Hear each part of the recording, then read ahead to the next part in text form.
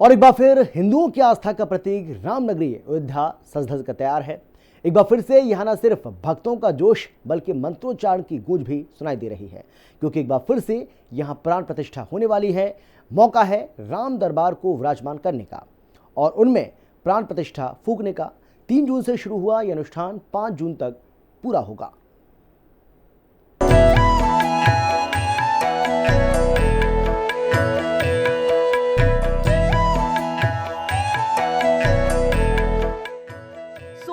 जगमगाई राम नगरी, सज रहा राम दरबार।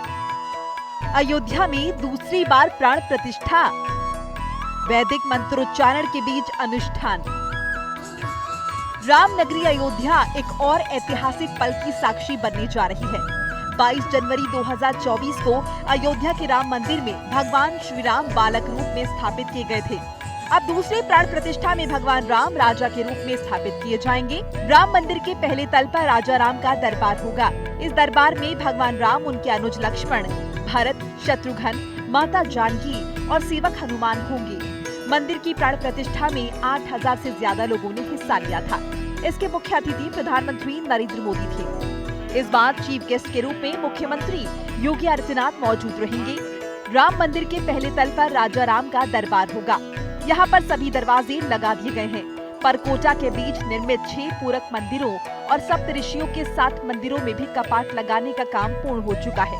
शिव मंदिर में शिवलिंग की स्थापना का काम चल रहा है। श्री राम जन्मभूमि के 2.77 एकड़ पर निर्मित राम मंदिर के पहले तल पर भगवान श्री राम, माता जानकी और उनके तीनों अनुज और हनुमान जी का विग्रह स्थापित किया जा चुका है। इसी की प्राण प्रतिष्ठा होनी है। राम मंदिर का निर्माण पारंपरिक नागर शैली में किया गया।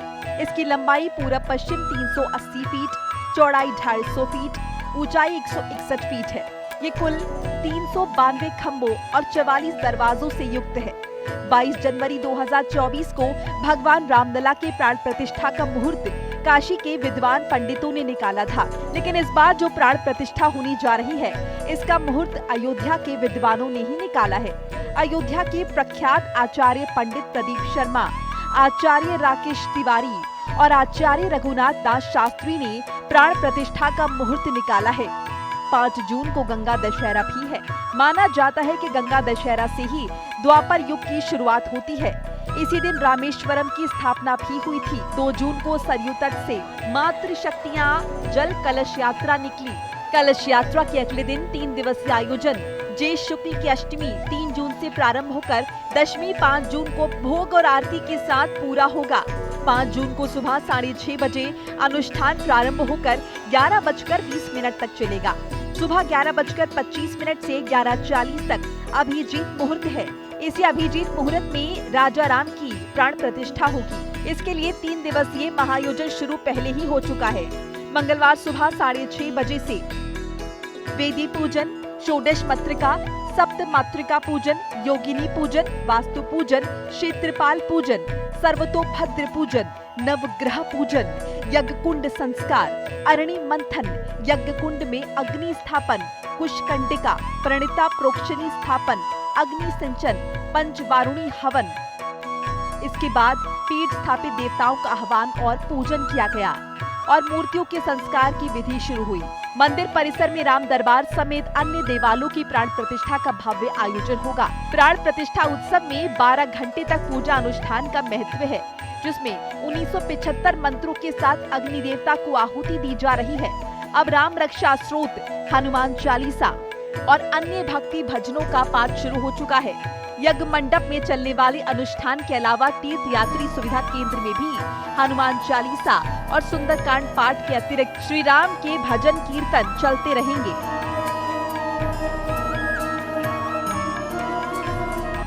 प्राण प्रतिष्ठा का अनुष्ठान काशी का यज्ञाचार्य जयप्रकाश की अगुवाई में 101 वैदिक आचार्यों द्वारा संपन्न कराया जा रहा है। कार्यक्रम पूरी तरह वैदिक विधियों के अनुसार हो रहा है और इसमें रामनगरी के प्रमुख संतों और आचार्यों की सहभागिता शामिल है। राम जन्मभूमि में चल रहे अनुष्ठानों को लेकर भक्त और श्रद्धालु में उत्साह नजर आ रहा है। अयोध्या नगरी एक बार फिर से भक्ति के रंग में रंगी हुई है और देश विदेश से श्रद्धालु इस पावन अवसर का हिस्सा बनने के लिए राम मंदिर पहुंच रहे हैं।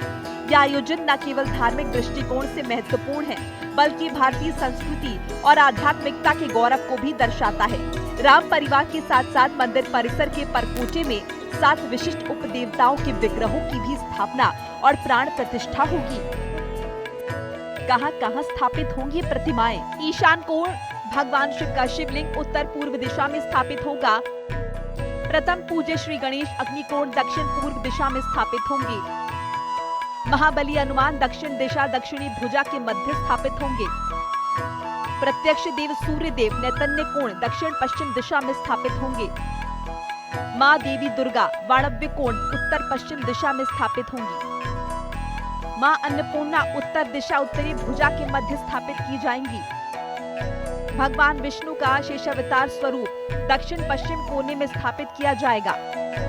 अयोध्या के लिए ये बहुत बड़ा और महत्वपूर्ण कार्यक्रम है। ऐसे में पुलिस और प्रशासन के अधिकारियों ने इससे पहले अयोध्या को हाई अलर्ट पर रखा है। आतंकवाद निरोधक दस्ते के कमांडोज और बख्तरबंद वाहनों को मंदिर परिसर के चारों ओर तैनात किया गया है। इस पूरे इलाके को रेड जोन घोषित किया गया है। मंदिर के अंदर और बाहर सभी स्तरों पर सुरक्षा कड़ी कर दी गई है। पुलिस वाले 3 शिफ्ट्स में 24 घंटे निगरानी कर रहे हैं। ब्यूरो रिपोर्ट, हिंदी खबर।